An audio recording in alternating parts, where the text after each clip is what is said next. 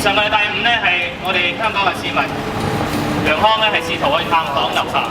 咁但係咧係俾10多人嘅圍毆。我哋強烈抗議咧係北京嘅公安部咧係阻撓樓下同埋其他外界人士正常嘅交往同埋接觸，亦都要求中央咧應該落實呢個咧係人民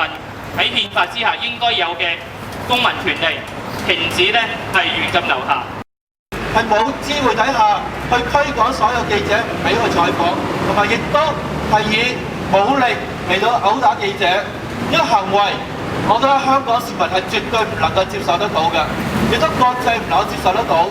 我哋希望中國政府應該係正視呢件事件，唔能夠好似縮頭烏龜咁縮埋一邊，唔去正視呢事件，因為一個完全係打壓新聞言論自由一個非常非常嚴重嘅例子嚟。立即釋放所有政治犯，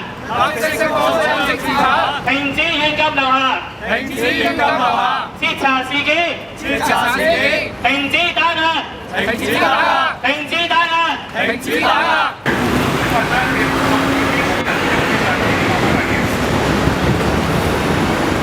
維權無罪，採訪無罪。中共極權可耻，中共極權可恥。有話人士，依個係警方發出嘅警告，請勿張貼私人信件於私人嘅資訊